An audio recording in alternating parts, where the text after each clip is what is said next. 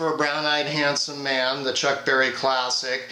And today we're going to be looking at that tune more so from the Buddy Holly version, which is very similar to the Chuck version. One of the main differences is the Buddy Holly version is in standard tuning, whereas the Chuck Berry version, if you were to play along, it would actually be in E flat.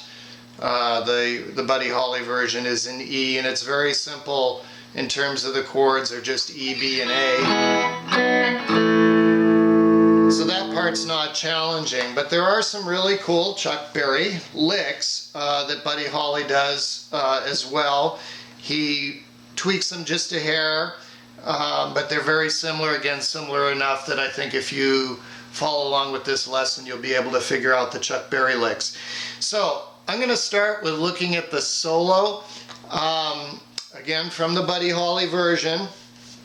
It's an outstanding example of those little chord shapes being used to make a solo, which is of course Chuck's forte.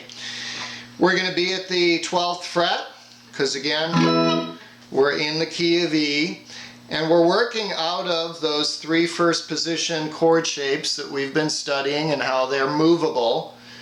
The main one you can call the E or the F if it's easier for you to visualize. If you bring that up to the 12th fret, it's of course an E. The second chord shape is the D shape. If you bring that up to the 11th fret, it's a B. You take it down 2 frets, it's an A, with the root being on the second string. And then the third shape is that first position A shape, which if you bring it up, you need to add your first finger 2 frets down on the first string. So if we bring that to the 12th fret, we've got an A chord.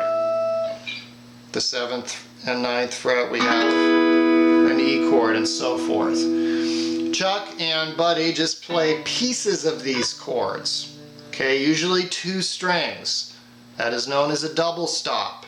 Okay, so let's go back up to the 12th fret and look at the first part of the solo. It is played out of that or E or F shape, which is an E at the 12th fret again. So you're going to slide into it with that same shape. Index finger, 12th fret, 2nd string, middle finger, 13th fret, 3rd string. Okay, you lay down your ring finger on the 14th fret, 2nd and 3rd strings.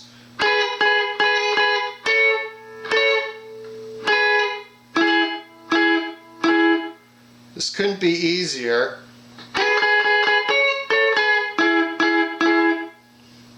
Okay, again, we're playing parts of an E chord and parts of an A chord. This is an E chord, that's an A chord.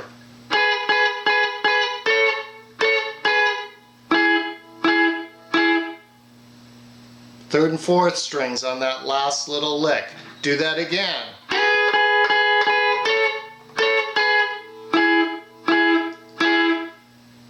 Okay, those are the first 2 figures of the solo. This next figure's a little bit quicker, because you're going to a B chord in the chord progression. So what's he doing? He's playing the top 2 strings, of a D-shaped B chord. So again, back to that A chord. And now this is a new one. 12th and 14th frets, 1st and 2nd string.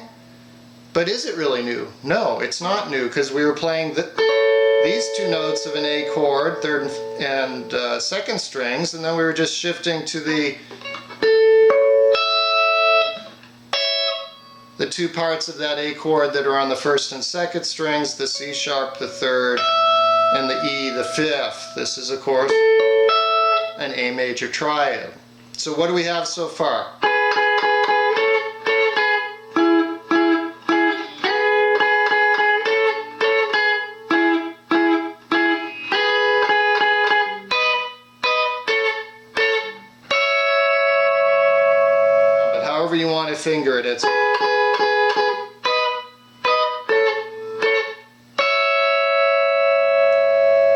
and then this really sweet descending riff.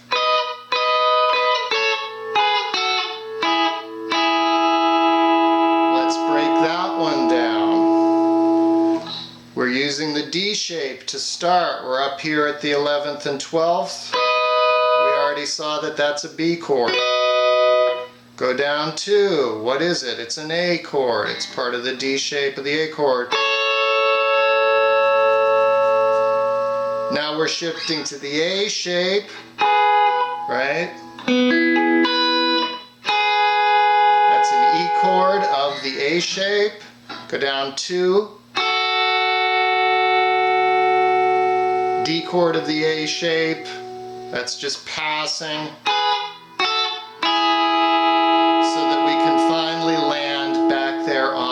Chord, 4th and 5th strings, the E version of a D chord.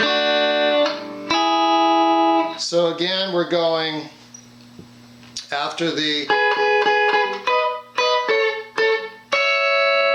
we're going B, B, A, E, D, E, E. And Buddy does something that, excuse me, that Buddy does something that Chuck doesn't do. He does this little, it's almost like the chords from Tequila. He goes,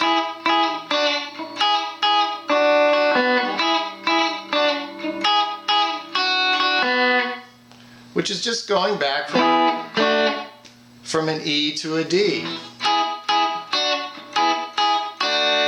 And then he throws that little passing note in there, the B note, on the 4th fret, 3rd string. Alright, so the whole solo from the top, very slowly. This time on the bridge pickup, these are the DiMarzio 36th Anniversary PAFs I recently installed in this guitar. I really like them so far. Here we go.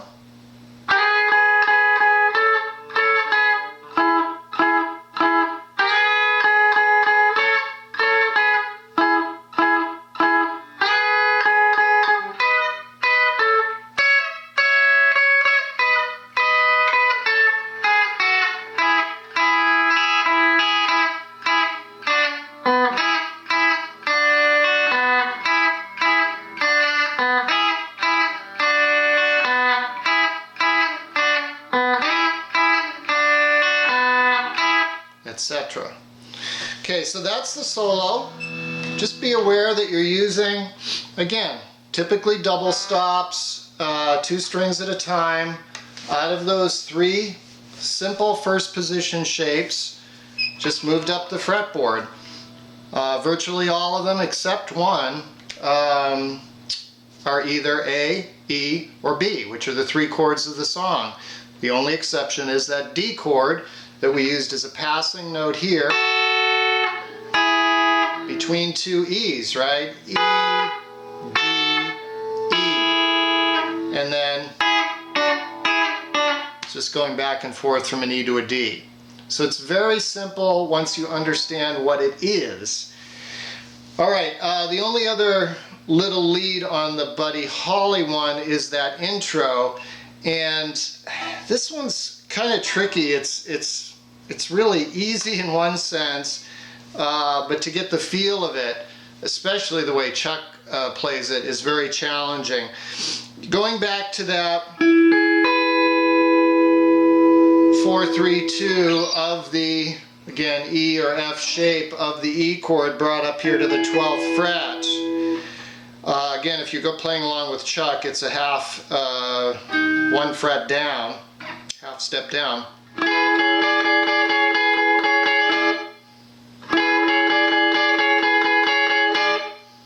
Okay, that's essentially it. It's not complicated, but getting that feel, Chuck especially, you know, he kind of rakes those notes to start it, and his sounds more like he's on the neck pickup. All you're doing is taking that E chord and adding your pinky first on the 14th fret B string, then moving it up to the 15th fret B string, and then back down to the 14th fret B string.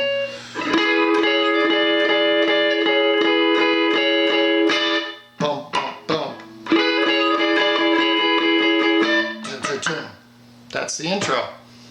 Alright, hope you've enjoyed this. Have some fun with it, and I will see you next time.